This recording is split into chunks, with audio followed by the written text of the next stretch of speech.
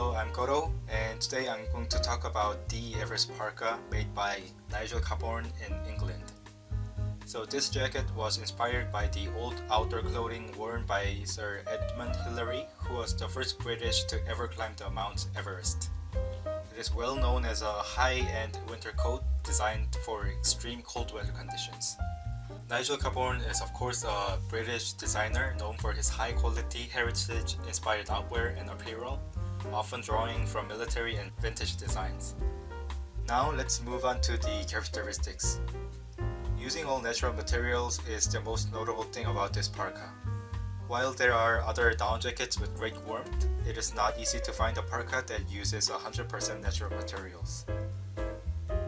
The outer layer uses Ventile fabric, which was invented in the 1930s for British Air Force. These are woven by 100% premium cotton of very thin fibers.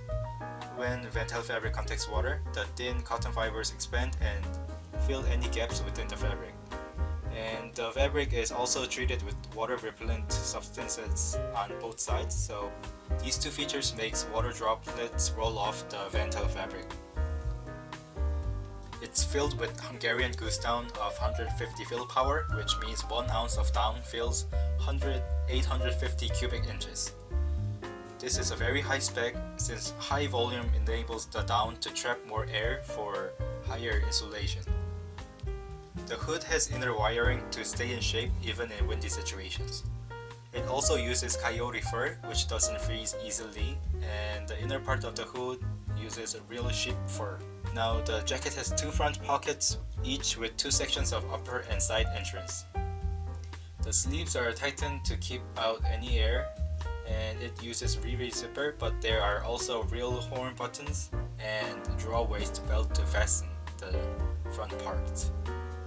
Mine is black on the outside and has orange lining inside. So quality-wise speaking, these are of the highest quality of clothing that I've ever owned, and the lowest temperature where I lived last year was around negative 17 degrees Celsius, which is equivalent to 1.4 degrees Fahrenheit.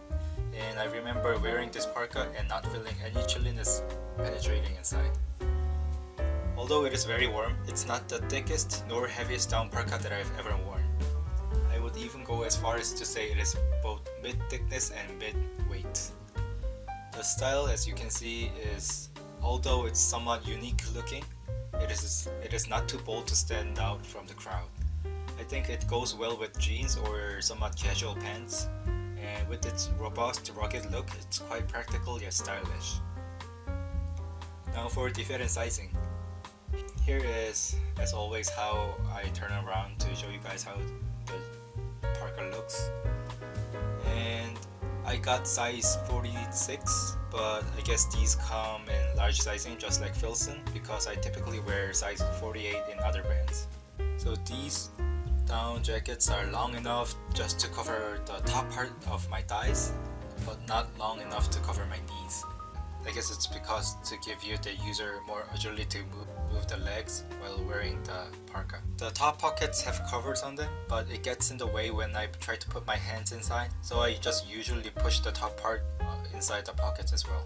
Okay, it is very comfortable wear and move with, as it was inspired from actual down parka used for climbing Mount Everest. So I had them for over a year now, so there hasn't been any dramatic changes, but since they were made with fabrics using cotton, I heard that they fade over time and form a patina with long wears. Moving on to price and value, they are £2,499 or $3,180 in US, but during the warmer seasons, I think that's right about now or in a couple of months, there are some sales by some distributors to get rid of the older season models. Even so, it is the most expensive thing I've ever bought. So now for my final thoughts. So quality-wise speaking, this is one of the best down jackets out there, hands down.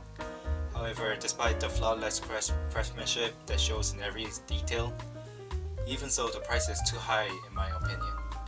Personally, Nigel Cabourn brand itself has a high price positioning even in their other items as well. So I'm naturally led to believe that this jacket is also the same. With all things considered, if you're not located in all your colder regions, or if you're not a huge fan of Nigel Cabourn, I would advise you to go with other options.